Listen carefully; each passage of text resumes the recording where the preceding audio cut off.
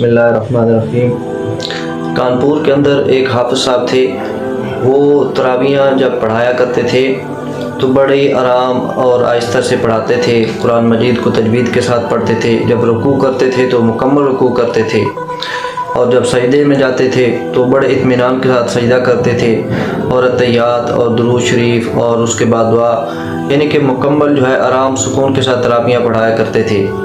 اب اس طرح وہ کرتے رہتے تھے، تو جو ہی تراویح ختم ہوتی، لوگ جو ہے نماز پڑھ کر اپنے گھروں کو جاتے تو کہتے رہتے، دیکھو کیسے امام صاحب ہیں، کیسے حافظ صاحب ہیں کہ مسجد نہیں بلکہ قید خانے کے اندر ہم آ گئے ہیں۔ جب رکوع میں ہوتے ہیں تو رکوع میں ہی رہتے ہیں، سجدے میں جاتے ہیں تو سجدے میں وہاں پر ہی رہتے ہیں، جب اتحیات کے اندر بیٹھتے ہیں اتحیات کے اندر بیٹھے رہتے ہیں۔ ہم تو قید خانہ کے اندر آ جاتے ہیں۔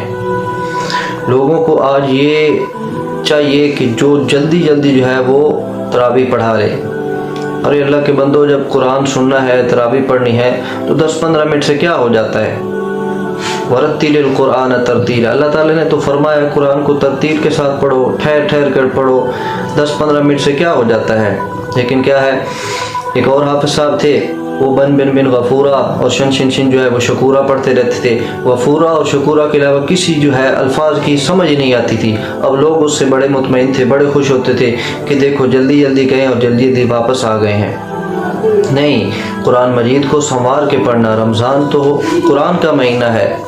آپ صلی اللہ علیہ وسلم جو ہے جبریل علیہ السلام سے قرآن مجید کا دور فرمایا کرتے تھے۔ قرآن مجید جو ہے جتنا زیادہ پڑھیں گے ہمارے دلوں کے اندر اور ہمارے چہرے پر نور آئے گا۔ امام ابو حنیفہ رحمۃ اللہ علیہ کے بارے میں آتا ہے کہ رمضان کے اندر 61 دفعہ قرآن مجید پڑھا کرتے تھے، ایک دن میں، ایک رات میں اور ایک تراویح کے اندر۔ اور ہمارے لیے کتنی سعادت کی بات ہے کہ اور کتنی آسان بات ہے کہ ہمیں رمضان میں کم از کم ایک قرآن پاک جو ہے ہم امام صاحب سے، قاری صاحب سے جو ہے وہ سن لیں۔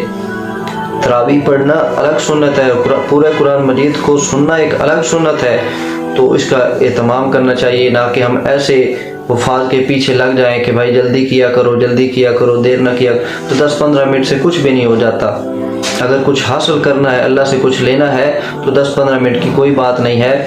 لہذا تراویح کو آرام سے ادا کرنا چاہیے، اور اگر حافظ دیر پڑھنے لگے تو اس کو کہنا چاہیے کہ بھائی تھوڑا سا آرام سے پڑھ لے تاکہ ہمیں کچھ نہ کچھ سمجھ تو آئے۔